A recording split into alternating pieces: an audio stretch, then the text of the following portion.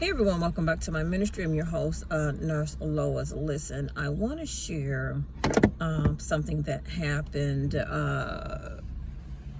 last week while I was working. And I think it's appropriate to talk about it today on Juneteenth because it'll give an opportunity for people of other cultures to take a little tiny peek into situations that people of color go through. So last week, my team and I were together in a huddle. Via our computer screen, we can share our screen and share, medical records and review them as a team, right? So this one particular nurse was sharing their medical record, and a leader from my team thought she saw the word racist in the medical record, and she realized that the word wasn't racist, and then she giggled, and then she laughed, and then the other nurse thought it was funny, and they laughed. Well, I didn't think it was funny. The word racist all by itself doesn't command humor. Okay, it's a very foul, evil, wicked mindset of a person who's just filled with so many demons, right? And just they're absent from the love of God. That's what a racist is. So when I hear the word racist, I don't think it's funny. I don't think it's funny at all.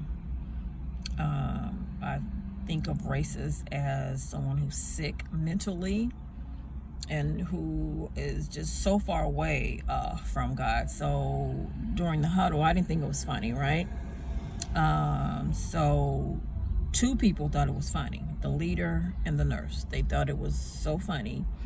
And then nobody else from the team said a word. So, I've been black all my life, right? So I don't even get angry anymore when I hear stupid stuff like that come from people. You know what I'm saying? I just don't even get upset anymore. But I will check people. I will check you when you're wrong, right? So I was very professional. I didn't say anything during that huddle. What I did was I went back to God and I prayed and talked to God about the best way to handle that situation. And then when I woke up the next day in the morning, like 3, something like that in the morning, the answer was in my spirit to rebuke the leader, like rebuke her, and then share what happened, like with the district leader, right? And so, because we don't want people having a license to be a racist in the work environment, okay? No, we're not going to be doing that. I'm not going to be working around all that foul behavior and all that. I'm not doing that, right? And so I did exactly what the Spirit of God put in my heart to do. I sent an email to my leader, and I told her that her behavior was unacceptable, very unacceptable, and that she needs to go through diversity training. Okay? And then I shared that email with her boss, and let her boss know in details how I feel about diversity and culture, and that my manager needs to go through diversity training. She needs that, right? And so in my email to my leader, I talked about how when I was in high school, in sociology class, I had a former student in the class who was Jewish, who got permission from the school district, the teacher, and her parents to discuss what the Holocaust was all about in details. And I'm in high school, right? I'm looking at graphic pictures of dead babies, dead teenagers, dead children, dead adults, dead elderly people piled on top of each other in the concentration camps that were actually, they were murdered, right? And our class took like a deep dive into racism from another culture standpoint, right? So the only way you can understand it is to take a deep dive and to see what another group of people went through, okay? I already knew what my people went through. I mean, I understood it from a brown-skinned woman's perspective.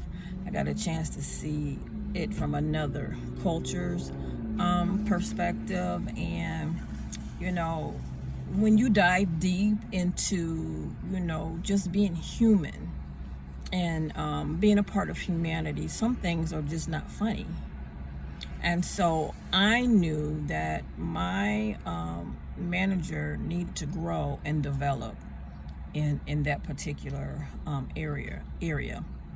A lot of people who are Caucasian, they think that they're superior to other races, and is wrong. I know that to be true because I grew up in New Albany. It's one of the richest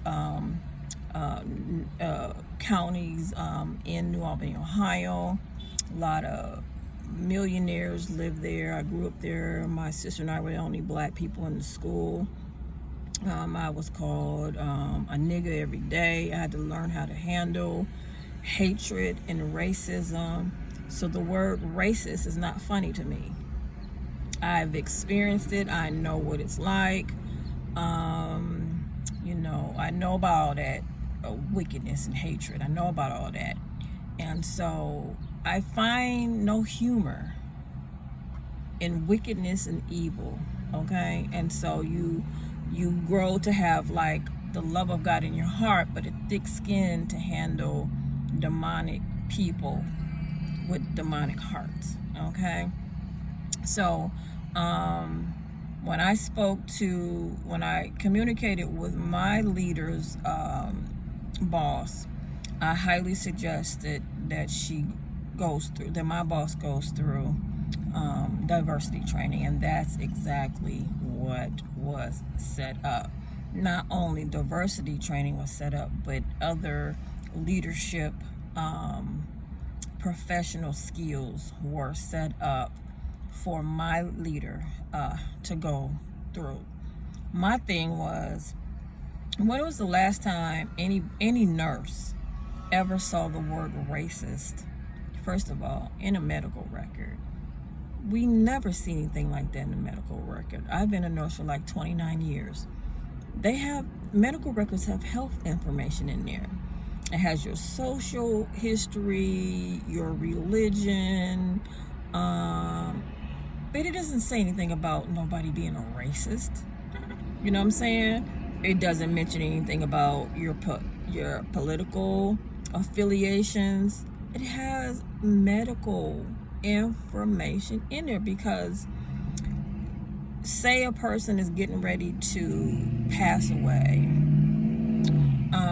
their religious beliefs plays a part in the person passing away. If the person is a part of the church, we'll ask the family or the person if they can still speak, if they want a pastor to come in, they want somebody to come and pray for them. That's all about the person, but nobody's sitting there talking about if you are racist or not. That is not written in any medical records anywhere, okay? The person might be a racist, but that's not going to be written in no darn medical records. So, my leader didn't have a filter. Even if she thought she saw the word racist, that's something that should have stopped in her head. She should have closed up her mouth and moved on, and not even voiced that ridiculousness out loud, right? And so yeah, I had to deal with that on Thursday. And then when my leader reached out to me, she apologized to me, and she said I was absolutely correct. And she told me it's not really in her heart to say things like that. But see, what does the Bible tell us? The Bible tells us, in the abundance of the heart, the mouth speaks. It's in there. Sometimes it's just hard for people to realize that they have some hatred in there that they need to deal with, that's in their heart, and it needs to come out. And sometimes God will use me to confront people. It could be in the workplace. It could be on my social media platform. It could be with anybody, okay? God will have me deal with the issues of the heart with people. But I gave my leader grace and mercy. I told her that there's nothing that she could say or ever do to make me stop loving her, that I will always continue to love her. And that made her cry even more. That made her cry even more. And I look at tears sometimes as a way of somebody releasing things that are not good in their heart, releasing guilt. It's a cleanse. You know what I'm saying? Sometimes tears can be a needed cleanse. So I just wanted to make sure I shared that with you on Juneteenth, okay? Because black folks is still going through some craziness. Now, I had to speak up and say something because we have different cultures on our team. And one wicked set of instructions, they all start doing the same thing, and y'all ain't putting up with that. I'm not putting up with that nonsense. You see what I'm saying? I'm not going to be dealing with unprofessional, rude, and then, people thinking they can just say any old thing. Let's just keep this huddle professional. Let's speak the way that we're supposed to be speaking, and let's not get off script with some crazy conversations. And you see what I'm saying? And so, and then making people feel like, why would you even say that? Like, why didn't you just keep, some thoughts, y'all, should just be kept in your head. You should not be voicing things that bring,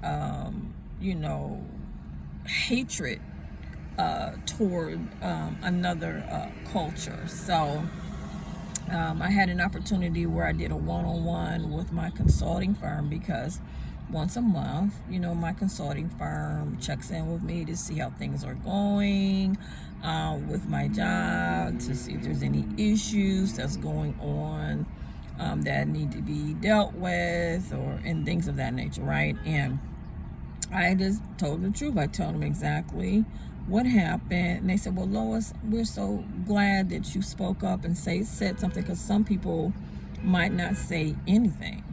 And then she said, do you want me to take it to the account manager? I said, no. I said, I'm just letting you know.